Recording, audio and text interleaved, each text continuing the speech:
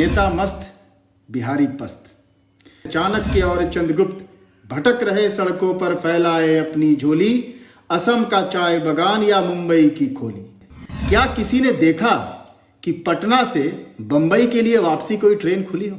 लोग कहते हैं कि हम पिछड़े हुए हैं और गरीब, और यही सुनने के लिए हम पैदा हुए हैं। हमारा भाई पूरे बिहार को छोड़ के पूरे भारत को चला रहा है और आज बिहार को चलाने वाला कोई नहीं है। ऐसे का निकम्मा है, चींटी की तरह लाइन लगा के सड़कों पर मरने को तैयार है। कमजोर, भिखारी और सबसे गरीब कोई है तो हम बिहारी हैं। चुनाव जब होते हैं तो जात पात के नाम पर वोट भी देने आता है। क्या बिहारियों का सिर्फ जीवन एक कीड़े की तरह शुरू होगा और मार दिए जाएंगे? युवाओं का उपयोग सिर्फ चुनाव में होता है, जब वो भीड़ बना के रैली का हिस्सा बनते हैं। चंपारण के चीनी मिल पर कई लोग राजनीति करते करते विधायक बन गए, सांसद बन गए और कितने मजदूर वहां मर गए।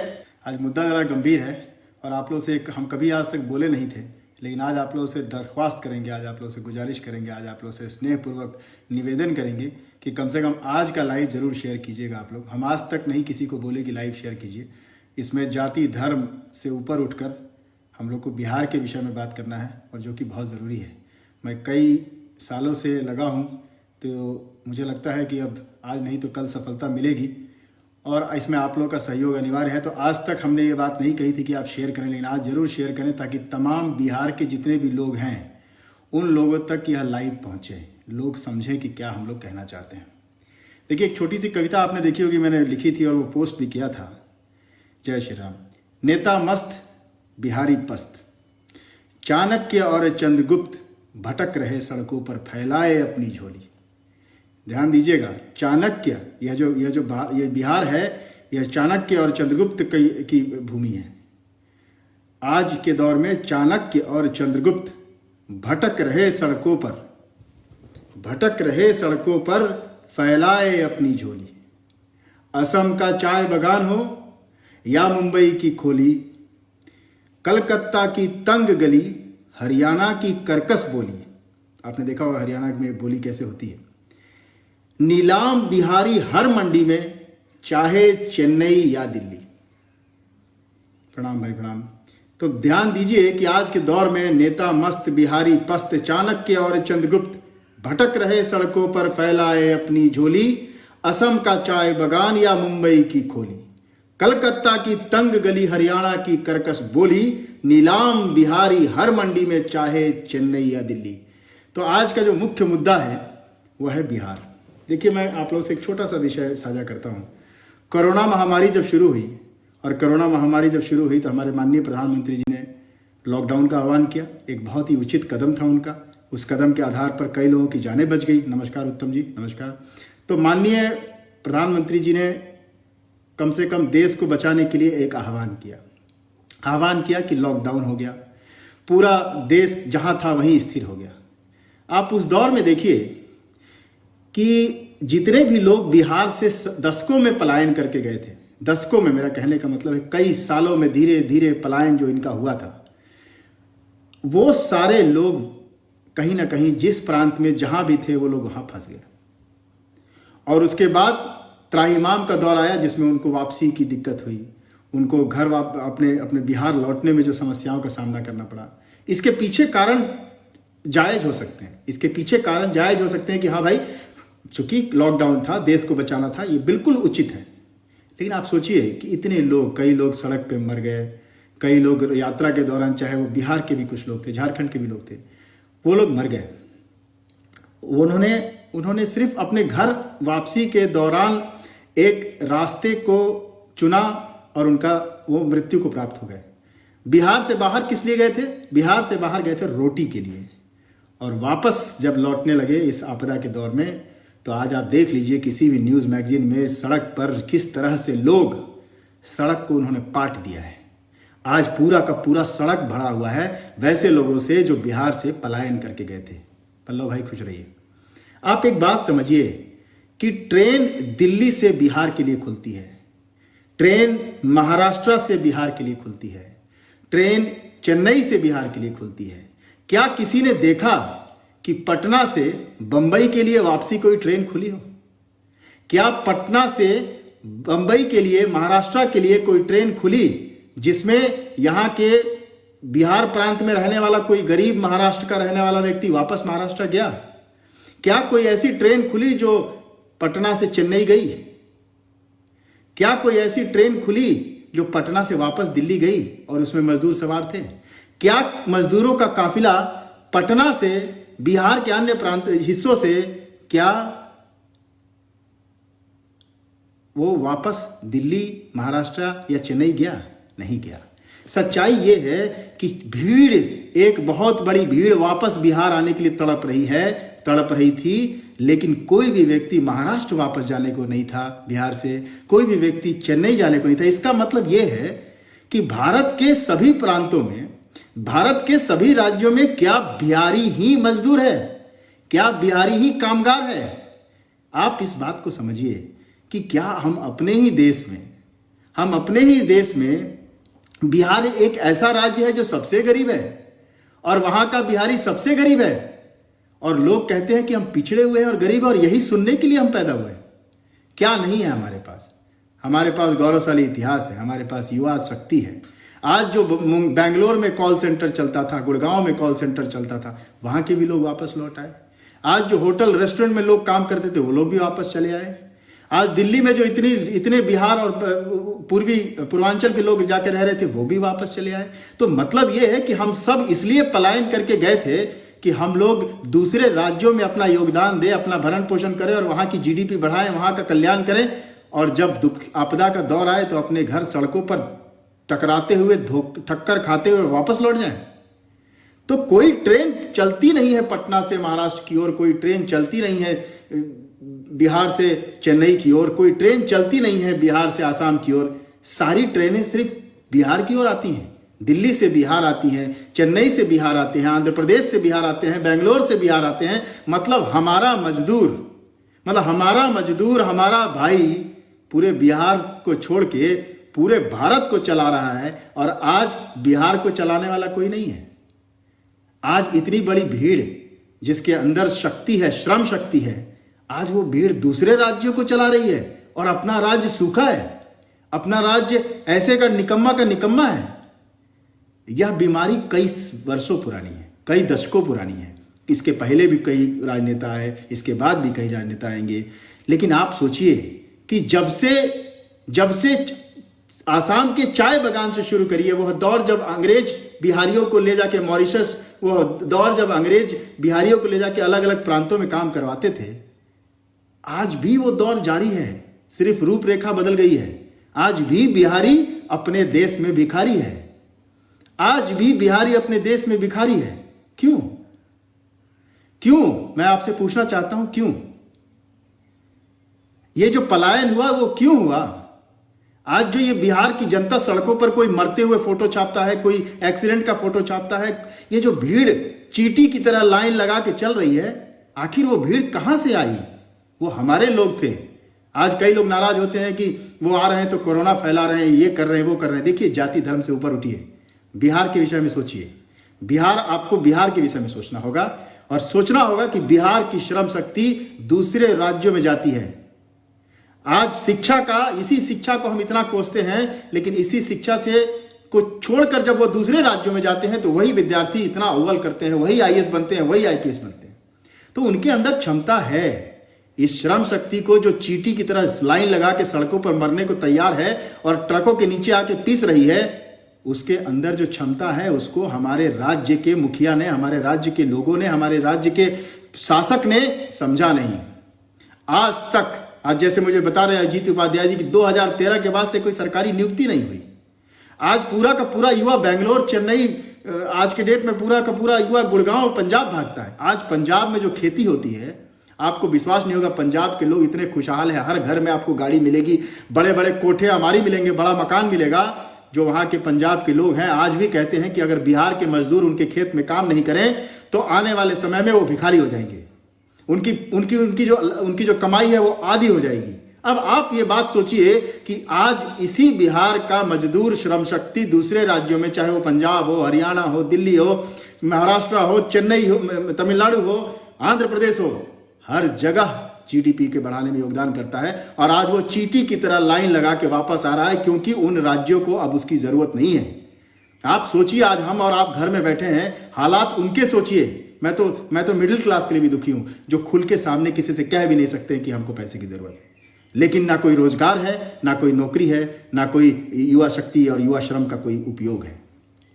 देखिए, हम लोग किसी किसी चीज़ों में हमने कहा, जब लालू यादव जी की सरकार चली गई और माननीय नीतीश जी की सरकार आई तो बहुत अच्छा लगा था, बहुत अच्छा लगा था। लॉ एंड ऑर्डर हो गया था, हम रात को घूमने लगे, सड़कों पे निकलने लगे, गुंडागर्दी कम हो गई, सड़कें अच्छी बन गई, बहुत अच्छी हैं। लेकिन मैं आपसे एक बात पूछना चाहता हूं, आखिर हम कब तक इस बात को याद करके खुश होते रहेंगे? पलायन क्यों नहीं रुका? पलायन क्यों नहीं रुका? आज पलायन रुकता तो ये जो चींटी की तरह भीड़ लगा के सड़कों पे मरने के लिए तैयार बिहारी चल पड़ा है, जिसको आज पूरे देश में हमको लगता है कि अपने ही देश में सबसे कमजोर भिखारी और सबसे गरीब कोई है तो हम बिहारी हैं। हम बिहारी इसीलिए जिसके अंदर सत्ता बदलने की ताकत हो, जिसके अंदर राष्ट्र निर्माण की ताकत हो, आज वो सड़कों पे घूम रहा है और वो बिहारी है। आप सोचिए, जिस चंद्रगुप्त और चाणक्य की आप बात करते हैं, आज वो बिहारी सड़कों पे घूम रहा है। कभी आपने सोचा है क्यों? दिक्कत सिर्फ दो है, एक इच्छा शक्ति की कमी और दूसरा हमें अपनी मानसिकता बदलने की जरूरत है। यह बात बहुत जरूरी है, आप बात समझिए। मैं आज आप लोग से कहना चाहता हूं कि ये एक बहुत बड़ी समस्या है और मैं सिर्फ समस्या की बात करने नहीं आया हूं, मैं आप लोगों के साथ समाधान लेके बैठा हूं। मैं आपके साथ, क्योंकि मुझे तकलीफ होती है, आपको भी शायद होती होगी, लेकिन ये दौर चलता रहा, चुनाव होते रहे, नेता बनते रहे, कोई भी नेता कभी तकलीफ में नहीं आया, कोई भी बड़े शासक आज की डेट में दिक्कत में नहीं है। दिक्कत में वो बिहारी है जो चेन्नई में बैठा हुआ, जो बंबई में बैठा हुआ भी अपने बिहार को याद करता रहता है, और चुनाव जब होते हैं तो जात पात के नाम पर वोट भी देने आता है, धर्म के नाम पर वोट देने भी आता है, वहां बैठ के लोगों को फेसबुक और व्हाट्सएप के माध्यम से खबरें भी भेजता है कि फलां पार्टी को जिताइए, फलां पार्टी को जिताइए, फलां शासक को जिताइए, फलां माननीय को जिताइए। और वो उसकी स्थिति आज क्या है? मेरे पास फोन आते हैं, वो लोग कहते हैं, चाहे वो हिंदू हो या मुस्लिम हो, मैं सबको लेके कह रहा हूं कि वो कहते हैं कि हमारे पास खाने के पैसे नहीं है, भैया जी खाने के पैसे भिजवाइए। क्या इस दौर से गुजरने के लिए बिहार बना है? क्या हम बिहारी सिर्फ इसी कष्ट को झेलने के लिए हम इस दुनिया में आए हैं? क्या बिहारियों का सिर्फ जीवन एक कीड़े की तरह शुरू होगा और मार दिए जाएंगे? क्या बिहारी जिंदगी भर मजदूर ही रहेगा? और क्या बिहारी दूसरे ही राज्यों और प्रांतों में अपनी जिंदगी गुजार के वहां का विकास करेगा और बिहार ऐसे ही सूखा रहेगा? कभी आपने इस विषय पर सोचा है? मैं अगर बोलूंगा तो आपको लगेगा ये राजनीतिक बात है, लेकिन मैं आपसे एक सवाल पूछता हूं, आप कभी सोचिएगा। ये जो भीड़ लौट रही है ना, वो जीती जागती इंसान है, कोई बोरे का गट्ठर नहीं है जो कभी ट्रक से गिर के मर जाता है, कभी सड़कों पे ट्रक उसके ऊपर चढ़ जाती है। और आज के डेट में हम इस बात को मानिए कि हम भी जिम्मेवार हैं, यहाँ के शासक भी जिम्मेवार हैं कि आज बिहार इस रसातल में चला गया। बेरोजगारी का आलम आप देखिए, ये तो सब्र मानिए यहाँ के लोगों का। आज इतनी बड़ी जो भीड़ वापस आई है, आप उसको क्या करेंगे? उसको वोट बैंक बनाएंगे? आज इतनी बड़ी जो भीड़ खड़ी है उसको क्या बनाएंगे? वोट बैंक बनाएंगे? नहीं। अब इसका उपयोग कीजिए, सदुपयोग कीजिए। युवाओं का उपयोग सिर्फ चुनाव में होता है, जब वो भीड़ बना के रैली का हिस्सा बनते हैं। मजदूरों का सिर्फ उनको एक समय का खाना खिला के चुनाव में उनको भीड़ के रूप में खड़ा करना, यही बिहार का विकास है। और आप कहते हैं कि बिहार में सब कुछ ठीक है, क्यों करे विचार?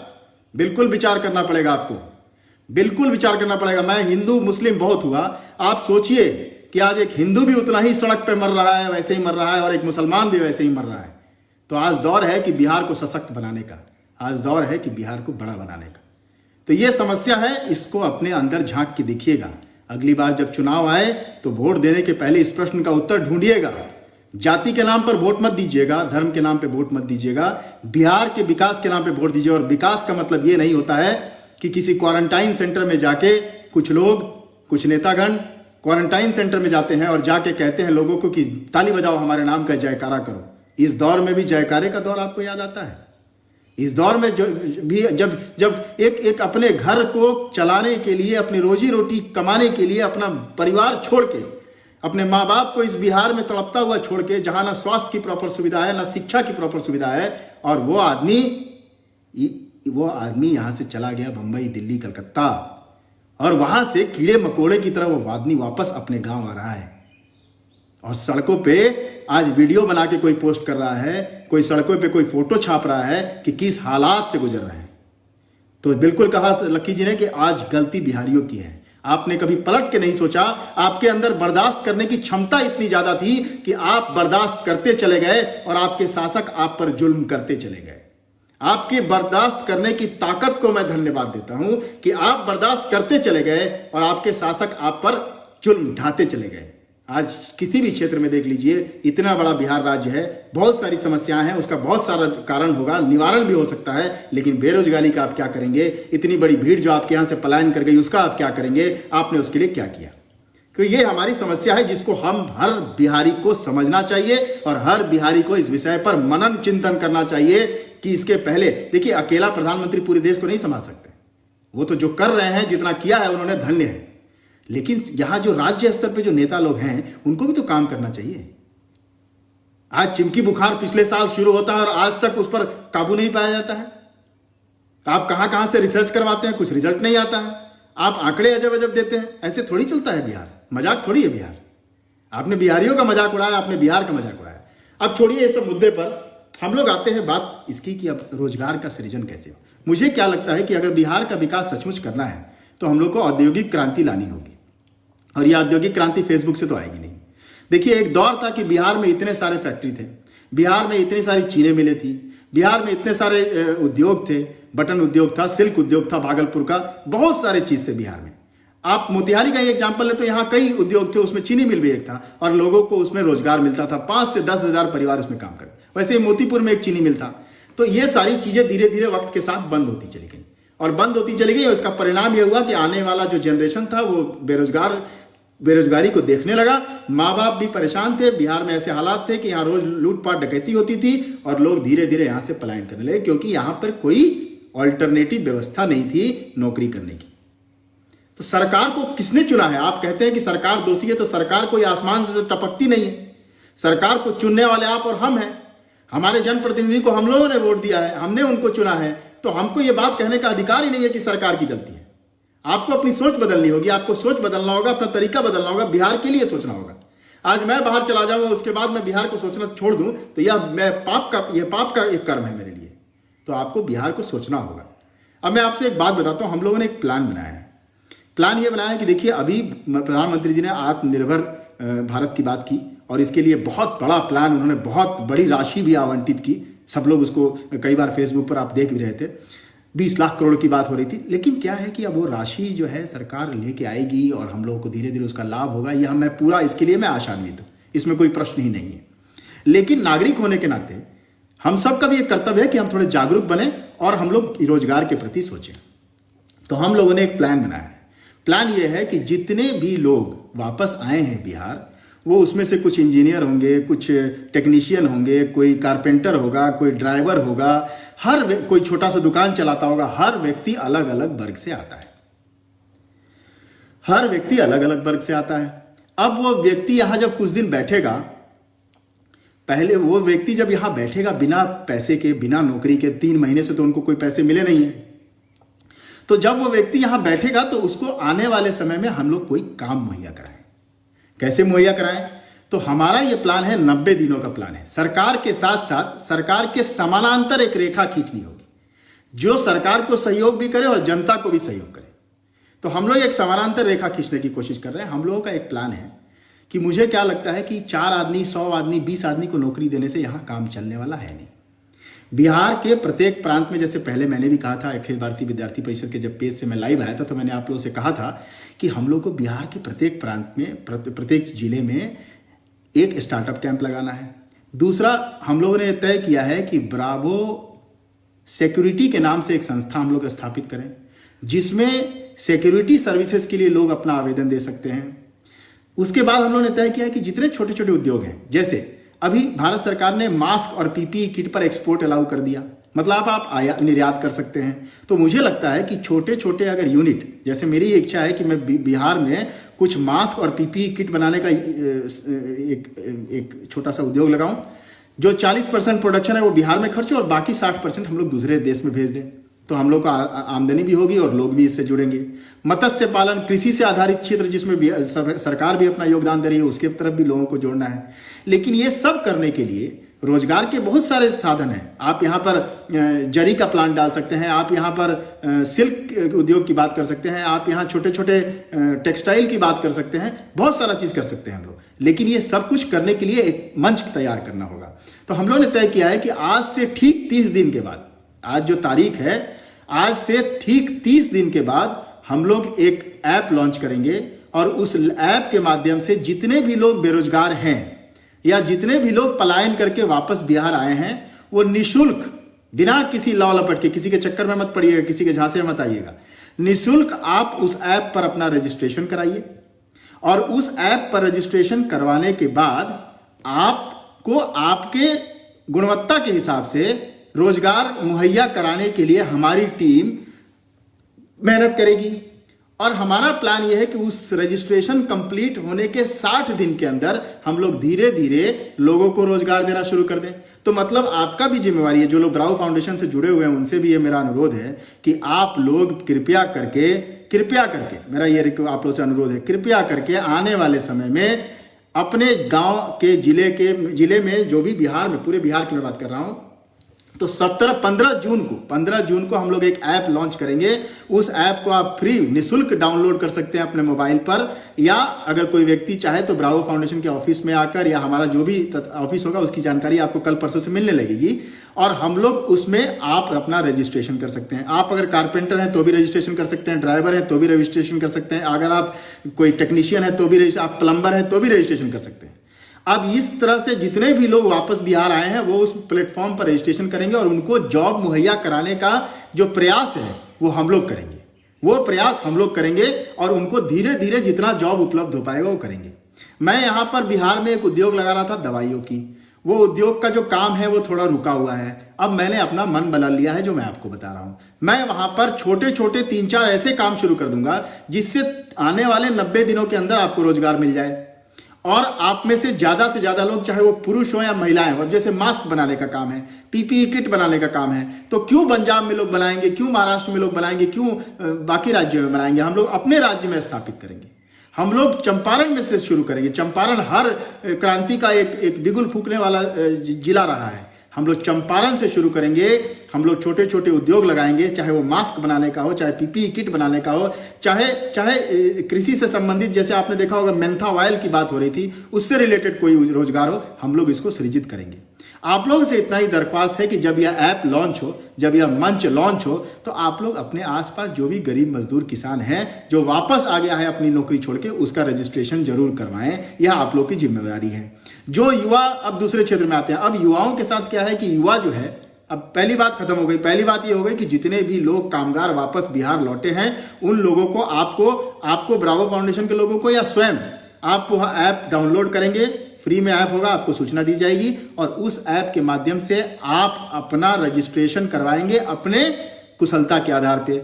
आप अगर कारपेंटर हैं तो कारपेंटर के लिए, ड्राइवर हैं तो ड्राइवर के लिए, अगर आप टेक्नीशियन हैं, इलेक्ट्रिकल इंजीनियर हैं या इलेक्ट्रीशियन हैं, आप उसी हिसाब से अपना रजिस्ट्रेशन कराएंगे उस ऐप में। और हम आपको रोजगार मुहैया कराने के लिए जी तोड़ मेहनत करेंगे और जैसे जैसे संभव हो तरीके से आपको रोजगार उपलब्ध कराएंगे। अब अगर दूसरे राज्यों में भी आपको नौकरी करने जाना है तो भी दूसरे राज्यों में जिन्होंने आपको नौकरी देने का वादा किया है उस संस्था को आपको प्रोविडेंट फंड, आपका ईएसआई, आपका मेडिकल, आपका इंश्योरेंस, ये सारी चीजें व्यवस्था करने के बाद ही आपको नौकरी देनी होगी। इस बात की कवायद हम चालू करेंगे। ये पूरी टीम मिलकर काम करेगी। यह आश्वस्त करेंगे कि बिहार से जाने वाला हर व्यक्ति अगर दूसरे राज्य में भी नौकरी करता है तो उसको सम्मानपूर्वक नौकरी मिले, उसको एक ऐसा प्लेटफॉर्म मिले जहां उसका इंश्योरेंस हो, उसका प्रोविडेंट फंड हो, उसका ईएसआई हो, उसका मेडिकल हो, उसका सब कुछ हो। तो ये एक पार्ट हो गया। अब आया युवाओं का। तो कई युवा मुझे मैसेज करते रहते हैं कि भैया मेरे पास ये आइडिया है, मेरे पास वो आइडिया है, मैं ये काम कर सकता हूं, मैं वो काम कर सकता हूं। तो मैंने उसी ऐप में एक हिस्सा दिया है, उसको कहते हैं स्टार्टअप का हिस्सा। जो भी युवा जिनके पास नई आइडिया है वो अपने आप को उस ऐप के माध्यम से रजिस्टर करेंगे और उसमें रजिस्टर करने के बाद उनकी जो बिजनेस आइडिया है उसको हमारे साथ साझा करेंगे। हमारी टीम उसका मूल्यांकन करेगी और मूल्यांकन के बाद जो भी आइडिया या जो भी स्टार्टअप का विचार या प्रपोजल उत्तम पाया जाएगा उनको हम लोग स्टार्टअप शुरू करने के लिए यथासंभव मदद करके स्टार्टअप शुरू करवाएंगे।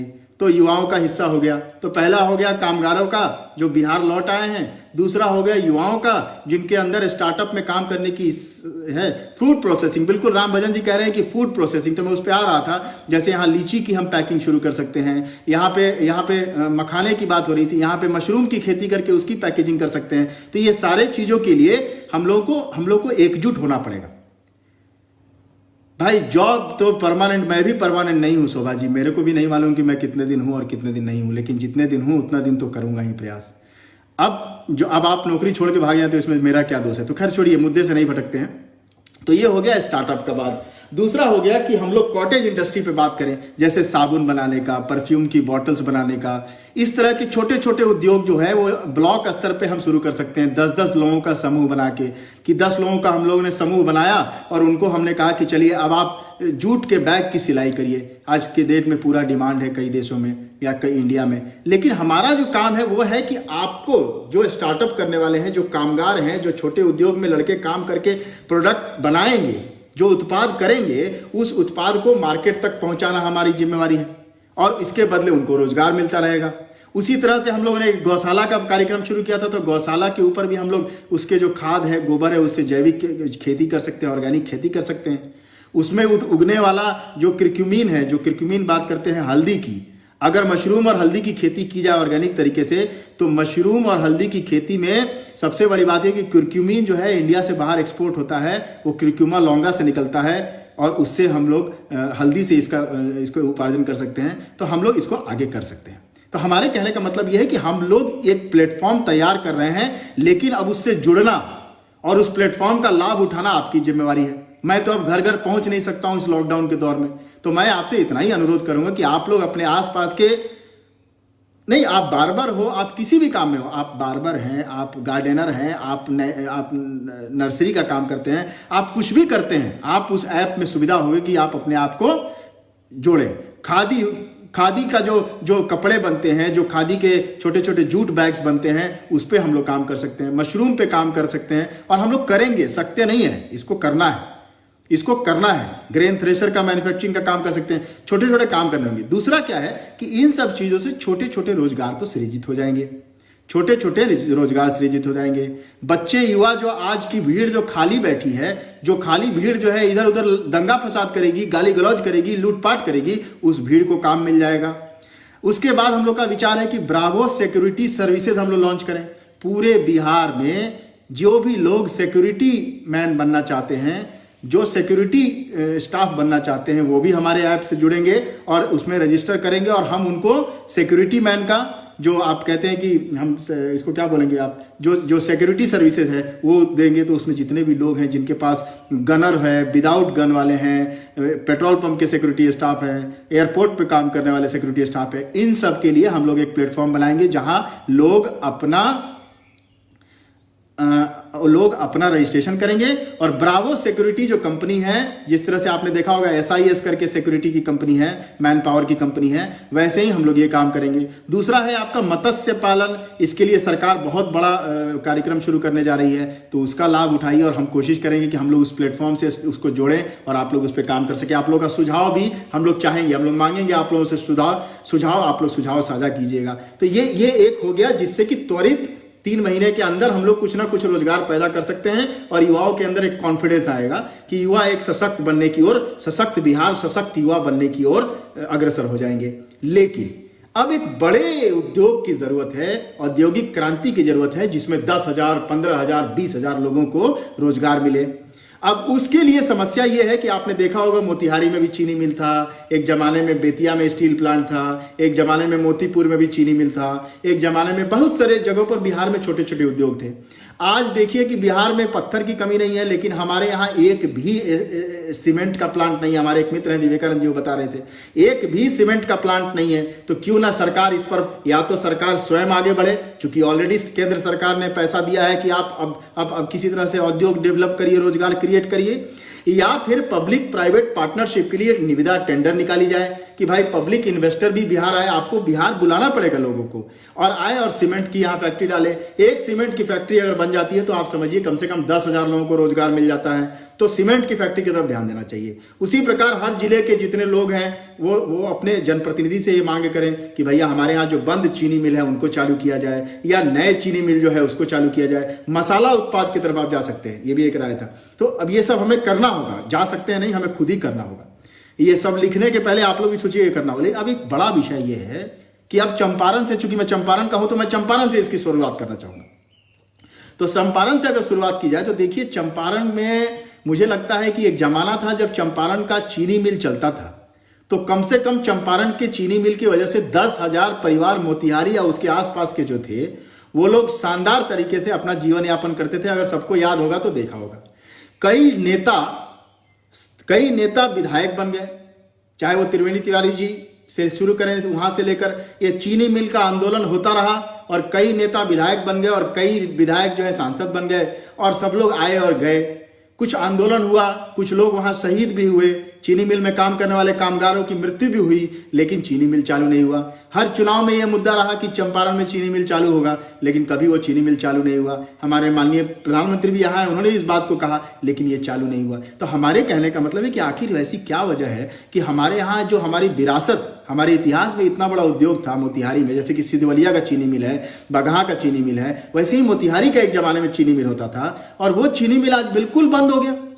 आज मोतीपुर का चीनी मिल बंद हो गया। तो मैं ये चाहूंगा, आने वाले समय में आप लोगों के माध्यम से अनुरोध करूंगा कि देखिए, गन्ने की खेती यहाँ अच्छी होती है, यहाँ के लोग दूसरे जिले में जाके अपना गन्ना बेचते हैं, तो क्यों नहीं हमारे जो यहाँ के, देखिए भूतपूर्व सांसद रहे हैं अखिलेश प्रसाद जी, जो कि आज राज्यसभा में हैं, हमारे माननीय वर्तमान सांसद महोदय जो कृषि मंत्री भी रहे हैं राधा मोहन सिंह जी, ये सब जैसे सशक्त लोगों से मैं अनुरोध करना चाहूंगा कि आप लोग किसी तरह से आप एक चिट्ठी लिखिए केंद्र सरकार को और कहिए कि मास एम्प्लॉयमेंट के लिए, बड़े संख्या में एम्प्लॉयमेंट क्रिएट करने के लिए कम से कम चंपारण में तो इस चीनी मिल का शुभारंभ किया जाए, या नए चीनी मिल की आप स्थापना करवाइए। उसी तरह हमारे जिले में 12 विधायक हैं, मैं सभी विधायक महोदय से, वो लोग अच्छा काम भी कर रहे हैं, तो मैं उन सभी लोगों से रिक्वेस्ट करना चाहूँगा कि आप लोग भी एक जोर लगाएं और अपने राज्य के मुखिया श्री नीतीश कुमार जी को ये चिट्ठी लिख के दें कि आपको लगता है कि चंपारण में एक चीनी मिल तो बैठना चाहिए। जैसे प्रधानमंत्री पीएम केयर फंड में जितने भी लोगों ने पैसे दिए, सबने पैसे देने के बाद एक चिट्ठी और एक अपने चेक की फोटो फेसबुक पे डाली, सोशल मीडिया में डाला, अपने लोगों को बताया। किस लिए बताया? प्रेरणा के लिए बताया और ट्रांसपेरेंसी के लिए बताया कि भाई देखिए, हम प्रधानमंत्री जो फंड है उसमें पैसे दे रहे हैं। तो इससे क्या हुआ? जागरूकता बढ़ी। उसी तरह से मैं चाहूंगा कि चंपारण से अगर शुरुआत करें तो चंपारण के चीनी मिल के लिए जितने भी हमारे जनप्रतिनिधि हैं, 12 विधायक और हमारे 2 सांसद महोदय लोग हैं, आप लोग विधायक लोग राज्य के मुखिया को पत्र लिखिए और सार्वजनिक करिए पत्र। आप पत्र दिखाइए जनता को कि देखिए, हमने आपकी मांग को पूरा करने के लिए अपने राज्य के मुखिया मुख्यमंत्री जी को इस आपदा के दौर में यह पत्र लिखा है कि चंपारण का चीनी मिल चालू करवाइए या चंपारण में एक नए चीनी मिल की स्थापना करिए। उसी तरह मुझे लगता है कि अखिलेश प्रसाद जी जो हमारे सांसद थे, दोनों सांसद भूतपूर्व और वर्तमान, जो एक राज्यसभा के हैं अभी, उन्होंने भी कुछ इस क्षेत्र में पहल किया था। तो मैं दोनों सांसद महोदय से रिक्वेस्ट करना चाहूंगा या अनुरोध करना चाहूंगा कि आप लोग एक पत्र लिखिए केंद्र सरकार को।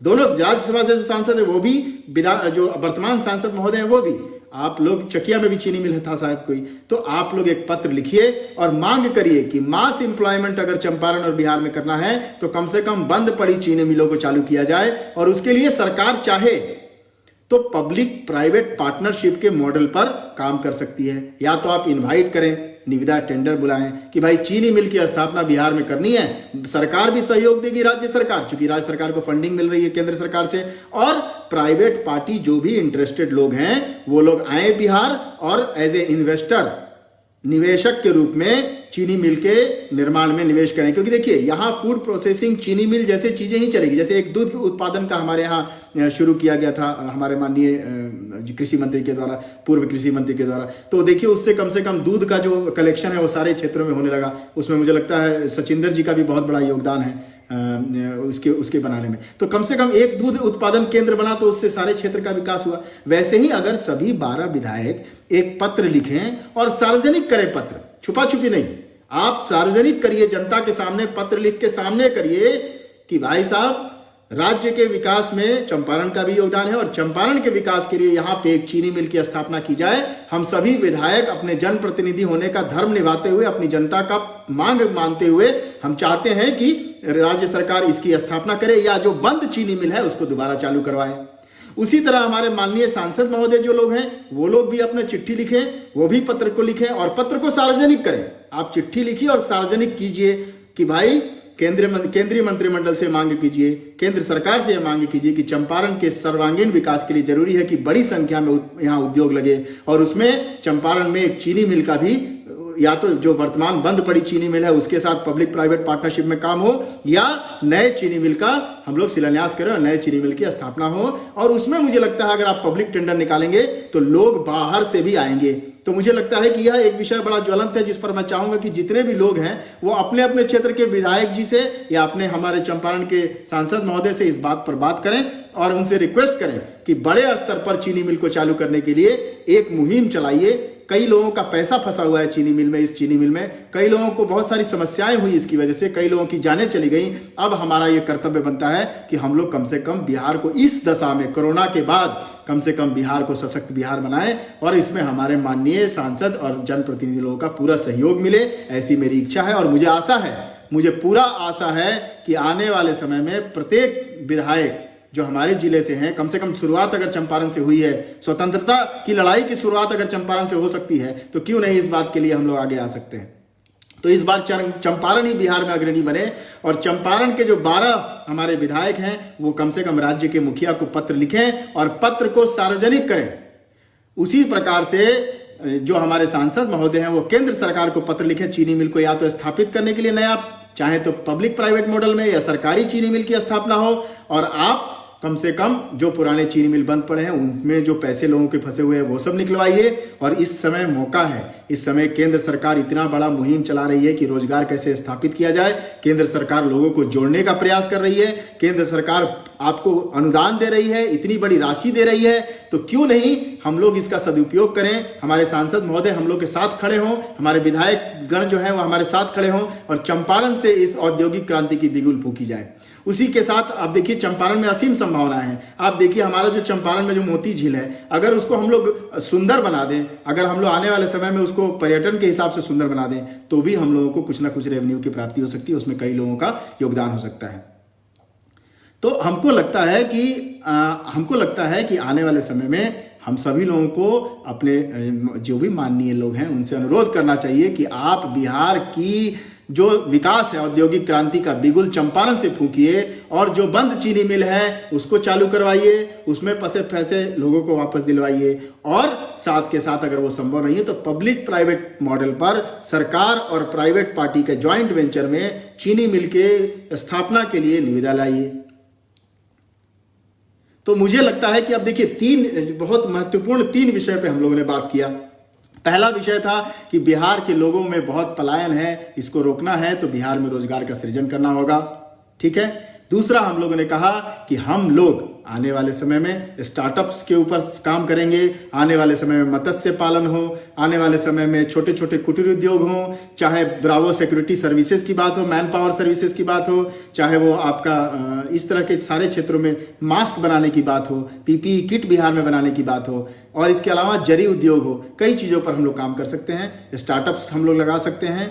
और जितने भी कामगार बिहार लौटे हैं जो हमारे जिले से हैं, जो बिहार के अन्य प्रांतों से हैं, हम लोग ऐप लॉन्च करेंगे, आप लोग उसमें रजिस्टर करिए। हम लोग वो निःशुल्क है, उसमें कोई शुल्क नहीं लगना है, लेकिन कम से कम इस माध्यम से जुड़ के हम लोग ज़्यादा से ज़्यादा लोगों को जोड़ेंगे और ज़्यादा से ज़्यादा लोगों को रोजगार मुहैया कराने की तरफ अग्रसर होंगे। उसके अलावा छोटे छोटे उद्योग स्थापित करने हैं, जैसे कि मास्क बनाने का उद्योग है, कपड़े से रिलेटेड उद्योग है, टेक्सटाइल से छोटे छोटे जो उद्योग हैं वो हम कर सकते हैं। और तीसरा कि हमारे को बिहार के विकास के लिए बंद पड़े चीनी मिल या बड़े औद्योगिक स्थापना की जरूरत है। हमारे क्षेत्र के माननीय सांसद और विधायकगण पूरे बिहार में, उसी तरह चंपारण से अगर इसकी शुरुआत है तो चंपारण के जो 12 विधायक हैं और जो सांसद महोदय हैं उनसे दरख्वास्त है कि आप पब्लिक में आकर इस बात के लिए घोषणा कीजिए और पत्र भेजिए इससे केंद्र सरकार को और राज्य सरकार के मुखिया को कि हमारे यहाँ बंद पड़े चीनी मिल को या तो चालू करवाया जाए या public private partnership PPP model जिसको कहते हैं उस मॉडल में नए उद्योग की स्थापना की जाए, नए चीनी उद्योग की स्थापना की जाए। क्योंकि देखिए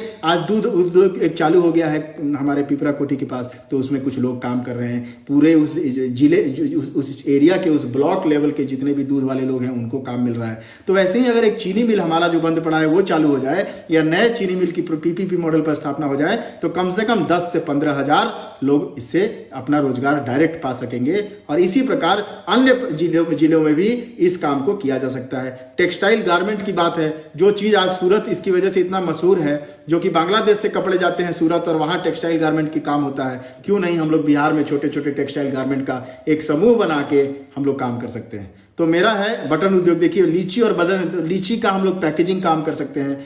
कहने का मतलब ये कि सारा काम हम लोग कर सकते हैं, लेकिन अब समय आया है कि हम लोग रोना चिल्लाना शुरू करें और हम लोग मांग करें अपने लोगों से, अपने जनप्रतिनिधि से, अपनी सरकार से, अपने केंद्र सरकार से, अपने माननीय हमारे सांसद महोदय से कि अब आप हमारे साथ कंधे से कंधा मिलाइए और इतनी बड़ी भीड़ जो पलायन करके चली गई थी बिहार से, आज जब वापस आ गई है वो भीड़, तो उस भीड़ को हम लोग रोजगार दें, उस भीड़ को हम लोग सशक्त करें और एक सशक्त बिहार का निर्माण करें। हम आपको बताते हैं कि ब्रावो सिक्योरिटी सर्विसेज का हम लोगों ने लॉन्च किया है। आने वाले 10-15 दिनों में उस पर भी काम चालू हो जाएगा। आप उसमें रजिस्टर कर सकते हैं। जो भी लोग सिक्योरिटी मैन पावर में काम करना चाहते हैं हम लोग उनको रोजगार देंगे।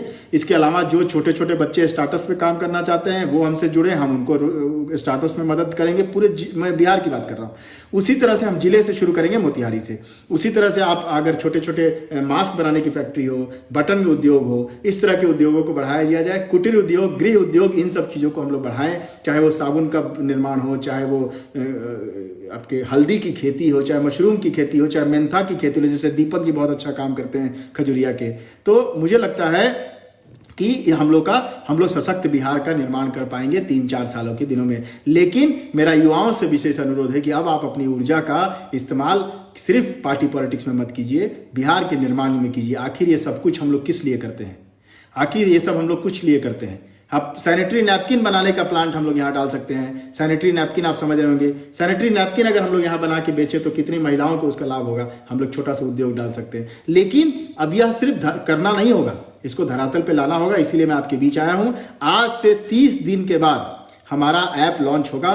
कई बुद्धिजीवी, कई समाजसेवी, कई राजनीतिक लोगों से काफ़ी विचार विमर्श करने के बाद मैं आपके साथ ये साझा कर रहा हूँ कि हम आने वाले समय में एक ऐप लॉन्च करेंगे। उस ऐप के माध्यम से आप अपने आप को रजिस्टर कराएं। छोटे छोटे उद्योग 90 दिनों के अंदर जितना हो सकता है वो हम लोग स्थापित करने की कोशिश करेंगे। मत्स्य पालन हो, चाहे और भी कोई उद्योग हो, उसमें भी आपकी मदद करेंगे। यह प्लेटफॉर्म एक गैर राजनीतिक प्लेटफॉर्म है, निःशुल्क प्लेटफॉर्म है। इसमें कोई पैसा नहीं लगना है, आपको सिर्फ इसे रजिस्टर करना है और हम लोग धीरे धीरे इसके माध्यम से बिहार में युवाओं के अंदर स्टार्टअप के प्रति जागरूकता और उनको सशक्त बनाएंगे। जो कामगार हैं, चाहे वो टेक्नीशियन हो, इलेक्ट्रीशियन हो, प्लम्बर हो, चाहे कारपेंटर हो, चाहे बार्बर हो, उसको भी उस तरह का काम देंगे। और एक बहुत महत्वपूर्ण बात बताना मैं भूल गया था कि जोमैटो और अमेजोन जैसी कंपनी जो कि बिहार से बाहर अपना कॉल सेंटर चलाती थी, चूंकि अब बिहार के लोग वापस यहाँ आ रहे हैं, तो हम लोग को किसी न किसी तरह से यहाँ पर एक कॉल सेंटर स्थापित करना चाहिए ताकि उन्हीं कंपनी को हम लोग यहाँ से सेवा दे सके और अपने युवाओं को रोजगार दे सके। तो कॉल सेंटर स्थापना पर भी बात होनी चाहिए और हम लोग करेंगे भी इस पर। तो ये सारे मुद्दे हैं जिस पर हम लोगों ने बात किया। आप लोग से अनुरोध है कि आज से ठीक 30 दिन बाद 15 जून को हम लोग लॉन्च करेंगे और 15 जून से आप लोगों से अनुरोध है, जो लोग भी जुड़े हुए हैं, आप लोग का यह दायित्व बनता है कि अपने आसपास के लोगों को जागरूक बनाएं, वो ऐप डाउनलोड कराएं। अगर वो उनके पास मोबाइल नहीं है तो उनको समझाएं उसके बारे में, उसमें रजिस्ट्रेशन कराएं और जितना ज़्यादा से ज़्यादा हो सके लोगों को एक सही प्लेटफॉर्म, एक सही मंच पर जोड़ें। और उसके बाद हर जिले में हम लोग इस बात को कोशिश करेंगे कि हर जिले में हम लोग एक कार्यक्रम करें, हर जिले में लोगों से मिलें, हर जिले में लोगों से बात करें और हर जिले के लोगों को अपने आप से जोड़ें और एक रोजगार का, स्वरोजगार का बड़ा मंच स्थापित करें, जिससे कि युवा वर्ग और कामगार मजदूर लोगों को भटकना नहीं पड़े। वापस बिहार से बाहर भी अगर जाने की नौबत आए तो आप अपने मर्यादा के साथ जाएं, आपको पीएफ मिले, ईएसआई मिले, आपको प्रोविडेंट फंड मिले, आपका मेडिकल हो, आपका इंश्योरेंस हो, इन सारी सुविधाओं के साथ आप दूसरे राज्यों में नौकरी करने जाएं अगर जाना भी पड़े तो। लेकिन अगर आपको यहाँ काम मिल रहा है तो आप प्राथमिकता से यही करें, अपने बच्चों का लालन पालन करें, उनका भरण पोषण करें, अपनी बूढ़ी माँ का ख्याल रख सकें, अपने पिताजी का ख्याल रख सकें, अपनी पत्नी के साथ अपने घर में अपना खाना खाएं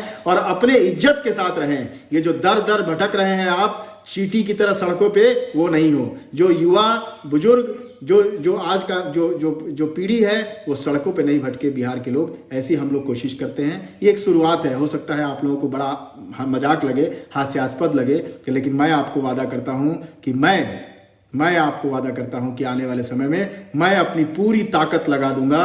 अगर मैं इस पूरे काम में 10% भी अपना योगदान दे पाया तो मेरा जीवन धन्य है।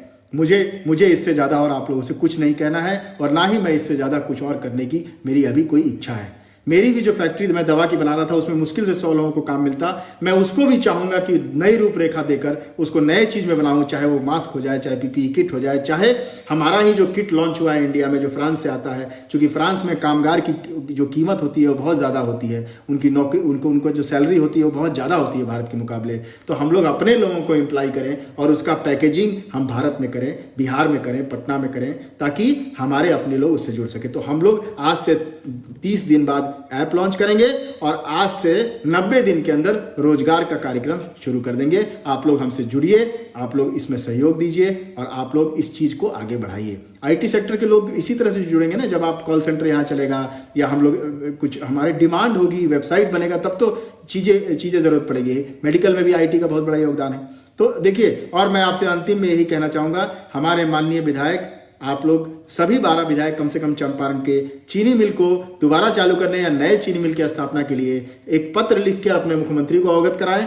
और यह अनुरोध है, यह कोई आपको आदेश नहीं है। और उसी तरह हमारे माननीय संसद महोदय जो लोग हैं वो केंद्र सरकार को अवगत कराएं कि बिहार को, मोतिहारी को, चंपारण को या मोतीपुर को कितना ज़्यादा जरूरी है यह चीनी मिल की स्थापना करना। और इसको सार्वजनिक करिए। जब आप चिट्ठी लिखते हैं केंद्र सरकार को या राज्य सरकार को, तो ये सभी माननीय विधायक और सांसदगण आप इसको सार्वजनिक करिए, लोगों के सामने लेके आइए। और हम आपसे वादा करते हैं कि अगर इन्वेस्टर लाने की जरूरत पड़ेगी, प्राइवेट इन्वेस्टर, तो हम आपके साथ खड़े हैं और हम इन्वेस्टर लेके आएंगे। देखिए, हमारी अपनी सीमाएं हैं, हम लोग सरकार नहीं है, लेकिन हम आपके साथ कंधे से कंधा मिला के चलने को तैयार हैं। और आप लोगों से, सभी लोगों से अनुरोध है कि युवा शक्ति का उपयोग राष्ट्र निर्माण और राज्य के निर्माण और बिहार को सशक्त बनाने में कीजिए। बहुत साल हो गए ऐसे ही आप लोगों ने युवाओं का दुरुपयोग किया है, उनकी शक्ति का सही आकलन नहीं किया, उनको छोटे छोटे कामों में उलझा के रखा, उससे उनको बाहर निकालिए। अब युवाओं के अंदर भी जागृति आनी चाहिए कि आपको रोटी चाहिए, आपको भी अपने कमाई पे सशक्त बनना है।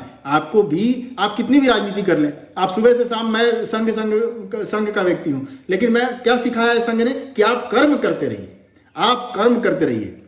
और मैं चाहूंगा कि हमारे जो माननीय मंत्री हैं, चाहे वो राज्य सरकार के मंत्री है, केंद्रीय मंत्री हैं, वो लोग इस बात की शुरुआत करें, चंपारण से शुरुआत करें। चंपारण के 12 विधायक और हमारे 2 सांसद लोग मिलके एक पत्र लिखें बिहार सरकार को और भारत सरकार को कि यहाँ पे चीनी मिल की स्थापना हो। तो ये हमारा जो है शुगर प्लांट के साथ पावर प्लांट भी आ सकता है। तो देखिए, बड़े रोजगार आप जब तक सृजन नहीं करेंगे, एक तो पहले ही बिहार में जो लोग बाहर गए थे वो दूसरे राज्यों में थे, तब भी यहाँ रोजगार का सृजन नहीं हुआ, तब भी यहाँ कोई नौकरी नहीं मिली। अब इतनी बड़ी भीड़ वापस आ गई है तो कहाँ से सबको नौकरी मिल जाएगी। तो ये सब हम लोग का दायित्व है कि हम लोग सरकार के साथ सहयोग करें, सरकार के साथ कंधे से कंधा मिलाएं और इस मंच से जुड़े। इस मंच के थ्रू हम कई लोगों को जितना रोजगार उपलब्ध करा सकते हैं उतना रोजगार उपलब्ध कराएं, यही आप लोग से मेरा अनुरोध है। इसी के साथ मैं आप लोग से ये कहना चाहूँगा कि युवा शक्ति का उपयोग सीखा जाए। हम लोग को सशक्त बिहार बनाना है। हम लोग को, आप लोग को मैं कुछ शेयर करूंगा आने वाले समय में। हम लोगों ने एक पेज लॉन्च किया है, ब्रावो सिक्योरिटी का वेबसाइट लॉन्च हुआ है, वो सारी चीज़ें आपके साथ धीरे धीरे हम लोग साझा करेंगे। आप उस वेबसाइट पर जाके अपने आप को रजिस्टर कर सकते हैं। आने वाले दिनों में जब आपको इसकी सूचना दी जाएगी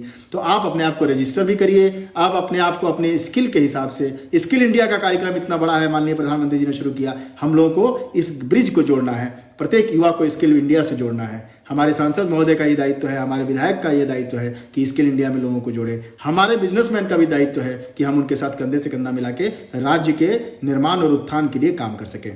तो यह मेरी आपसे गुजारिश है कि कृपया करके आप अपनी ऊर्जा का क्षय मत कीजिए। राजनीति बहुत हो गया, धर्म जाति के नाम पर बहुत कुछ हम लोग बंट गए, लेकिन असलियत यह है कि आज जो हालात आप बिहारी की देख रहे हैं, बिहारी की कीमत एक चींटी के बराबर नहीं है। एक चींटी के बराबर हमारे बिहारी की कीमत नहीं है। क्या इसी दिन के लिए हम लोगों ने बिहार का ये सपना देखा? क्या इसी दिन के लिए चाणक्य और ये चंद्रगुप्त की बात करते हैं हम? क्या इसी दिन के लिए हम लोगों ने ये नालंदा विश्वविद्यालय की बात करते हैं? नहीं, इस दिन के लिए तो नहीं करते हैं। इसके लिए तो हम नहीं आए हैं दुनिया में। हम कीड़े मकोड़े की तरह मरने तो नहीं आए हैं। हमें अच्छा जीवन जीने का हमको अधिकार है।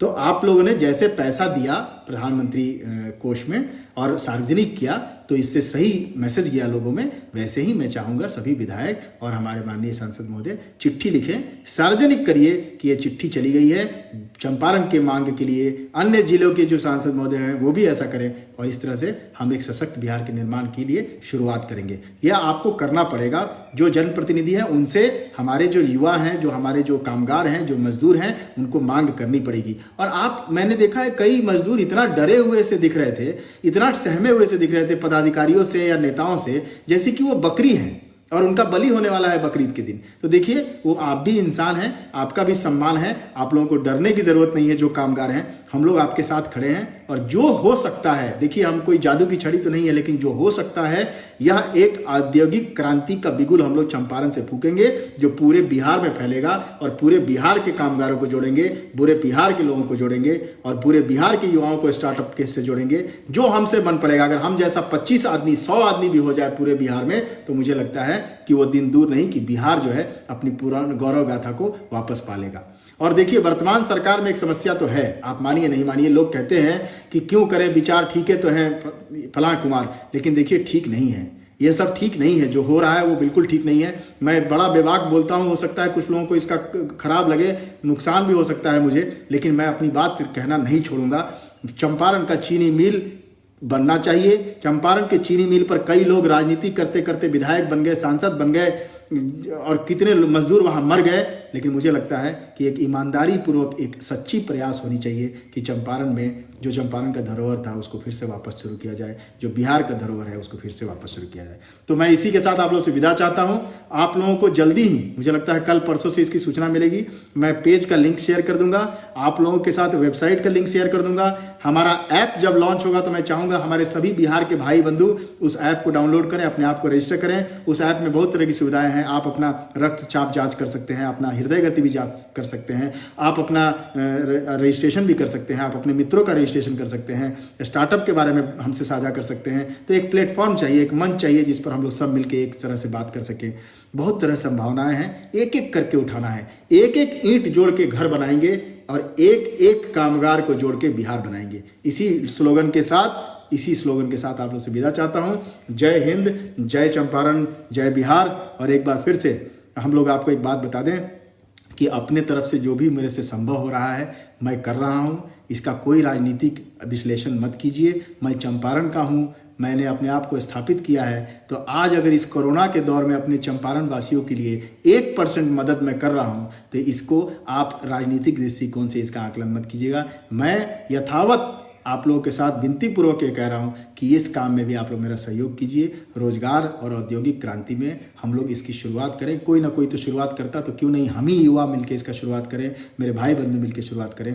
और मैं जो कर रहा हूँ, चाहे वो मोतिहारी में हो, चाहे आप कल से देखेंगे, कल से हम लोग हमारे केसरिया ब्लॉक में भी काम शुरू कर रहे हैं और हमारे धनगढ़ा चौक सरोतर गांव के आसपास भी काम शुरू कर रहे हैं। यह सब काम मेरा ऋण है जो मैं वापस चुका रहा हूं अपने बिहार के प्रति, क्योंकि मैं बिहार में जन्मा हूं, बिहार मेरा राज्य है, बिहार मेरी मातृभूमि है, भारत मेरा मातृभूमि है। तो मैं उसके प्रति जो मेरा प्रेम है मैं उसको चुकता कर रहा हूँ। मेरे ऋण चुकता करने की इस प्रक्रिया में अगर किसी व्यक्ति को मेरी राजनीतिक मंशा दिखती हो तो यह मेरा दोष नहीं है। मैं इसके लिए आपसे माफ़ी चाहता हूँ। आप लोग यह बात मन से निकाल दीजिएगा और किसी तरह से हम लोग बिहार में रोजगार का सृजन कर पाएँ, युवाओं का उत्थान कर पाएँ। जितनी बातें आज मैंने आपको कही है, हम धीरे धीरे इसको फेसबुक के माध्यम से, पेज के माध्यम से आपको बताते जाएंगे और आप उससे जुड़ते जाइएगा।